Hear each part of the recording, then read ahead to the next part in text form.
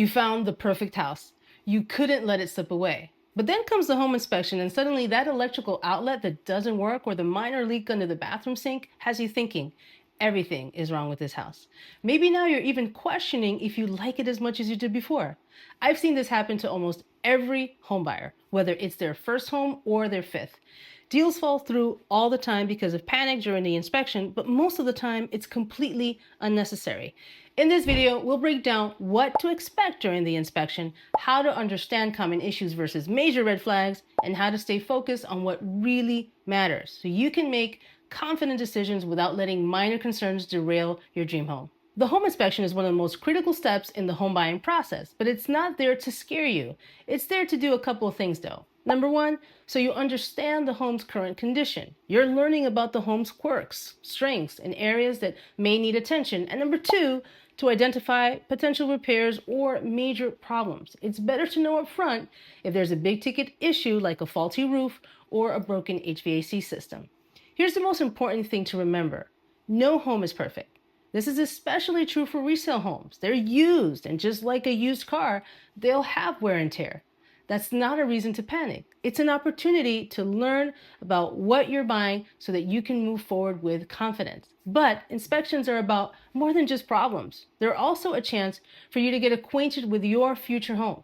This is your time to find out where the breakers are, learn how to access the attic, locate the main water shutoff valve for emergencies, and check the size of the HVAC filters so that you can replace them when needed. This will all be on the report. This is also why the seller isn't present at the inspection. They're not there to walk you through or guide you because that's not their role, and it's why your inspector is unbiased. You're paying the home inspector to provide an honest professional assessment so you can make an informed decision. And they will point everything out, the big things, but of course the small items too, because you need to be aware of them. But here's the truth. The inspection is your opportunity to gain knowledge, not to find perfection. If the home checks off most of the boxes on your wish list, it's usually worth sticking it out. Don't let fear of normal, minor issues stop you from getting the home you love. And one more thing before we dive in. The home inspector is going to put everything he finds on the house, and I mean everything, big and small. This is part of his job. He's basically going to hand over a manual for your home. So don't think that because it's in the home inspection report that it means you have to get it fixed immediately or it has to be repaired.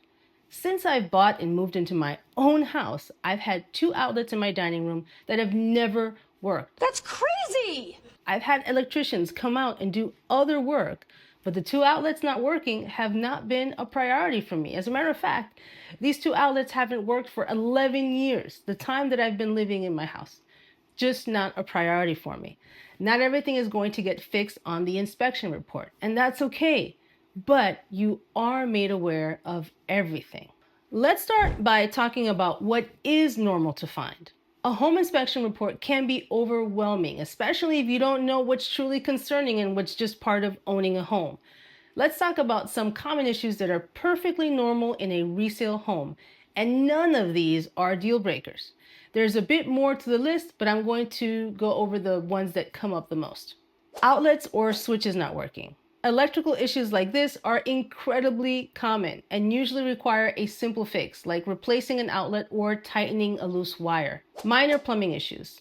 A leaky faucet, a slow drain, or even a running toilet might sound problematic, but these are inexpensive and quick fixes for any plumber, or even a DIY project for handy homeowners. Besides, you've probably already made up your mind that you were going to change that very ugly bathroom vanity anyway. Yeah, you did say that. Cosmetic wear and tear.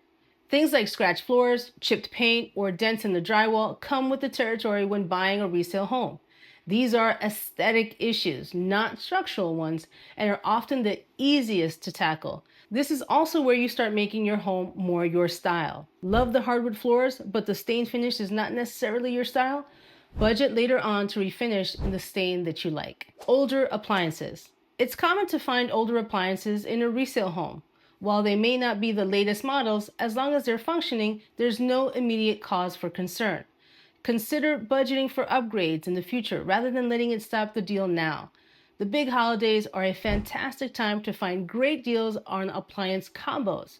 Get what you want at that time. The older appliances should not be a deal breaker. These issues are normal in a used home and can often be fixed quickly and affordably. This is not a new home. You are going to find signs that the home has been lived in, and that's completely normal. Don't let these minor imperfections discourage you.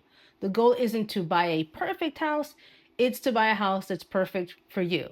Focus on the big picture, like the home's location, the layout, and ability to meet your needs. These are things that you can't alter very easily, and don't overworry at the small things that have an easy workaround. So when should you be concerned? Now we get to the non-negotiables that should give you pause. These are the big ticket items that can lead to significant financial or safety concerns if left unaddressed. The first one is structural issues. If the inspector finds large cracks in the foundation, significant settling, or signs of structural instability, this can be a red flag. Foundation repairs can cost tens of thousands of dollars and may impact the home's overall integrity. Sagging or bowing walls. These can indicate deeper structural problems that need to be evaluated by a specialist. Here's some real important advice. If you see foundation issues, see if you can extend the home inspection contingency for a couple of days to allow for you to get a structural engineer to get out there and have it seen by a licensed professional.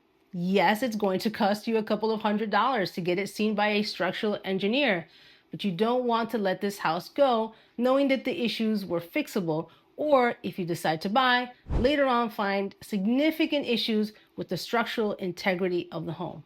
The second non-negotiable, a bad or aging roof. A roof nearing the end of its lifespan or showing signs of major damage like missing shingles, sagging, or water intrusion is a costly repair. A new roof can easily run into the 5 figures, so this isn't something to overlook. Occasionally, a home inspector will find signs of a past leak on the wood boards or on the truss. I always like to ask the seller's agent if the seller can provide any receipts of the recent work done, especially on the big ticket items. If they are able to provide that, it's usually a good sign they were aware of the previous leaks and they took care of it. I've seen rare situations where a seller has no choice but to replace the roof because without it, the house simply won't sell, whether it's to the current buyer or any other buyer. Next thing not to overlook is pest damage. Termites can wreak havoc on a home's structural components, and treatment can be expensive. Be especially cautious if there's evidence of significant pest damage to load-bearing beams or walls. Check with your real estate agent. Your home inspection doesn't automatically come with a pest inspection. They are not expensive. In Maryland, for example, they run about $45, and most home inspectors have subcontractors that they work with. You get a separate report from the pest inspectors that certify that your property is clear of pests. Don't overlook this. The last big ticket item you have to look at, broken or outdated HVAC systems. If the home's heating or cooling system isn't functioning or is outdated beyond repair, replacing it can be a major expense. For many buyers, a non-working HVAC system is a deal breaker, especially in regions with extreme temperatures. Occasionally, you'll find a home with a newer inside unit, but the outside unit is very old. Certain homes may have an outdated indoor HVAC unit, while the outdoor unit remains older. With modern HVAC systems, replacing one unit, typically the outdoor unit, often requires replacing the other as well. This is due to differences in efficiency standards, refrigerant compatibility, and manufacturer warranty requirements. Pairing a new unit with an older one can reduce efficiency, increase wear and tear, and lead to higher repair costs, making it less practical in the long run. Not to mention, manufacturers often require both units to be replaced at the same time, or they void the warranty, which I highly don't recommend for obvious reasons. That said, if the system is working well, don't expect the seller to replace it. If you're concerned about future breakdowns, consider getting a home warranty that covers the HVAC system. If you are going to get a home warranty, be sure to keep the home inspection report, as you'll need it to prove the system was functioning when you took possession. Without proof, the warranty may not cover any issues.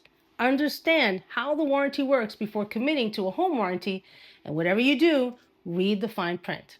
Big ticket items uncovered during a home inspection are more than just minor inconveniences. They can be costly, require specialized repairs, and directly impact your safety and comfort. If these issues come up, take a moment to evaluate. Can you handle a repair cost? Is the seller willing to negotiate? And most importantly, does the home still align with your long-term goals? It's equally important to differentiate these major concerns from the small, common issues we discussed earlier in the video, things like the leaky faucet or the non-working outlet. These minor fixes shouldn't be deal breakers. Your real estate agent is there to guide you and to help you focus on what really matters during the home inspection process. Remember, it's okay to walk away if the red flags are too significant. But here's a pro tip.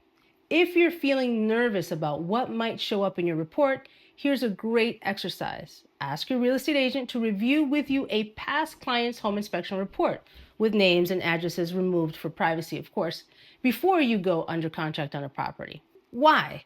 Well, if you see what someone else's home inspection report looks like, you'll have an unbiased view of what a home inspection report looks like, and your home inspection in turn will feel less intimidating since you've now become more familiar with the document. One last thought.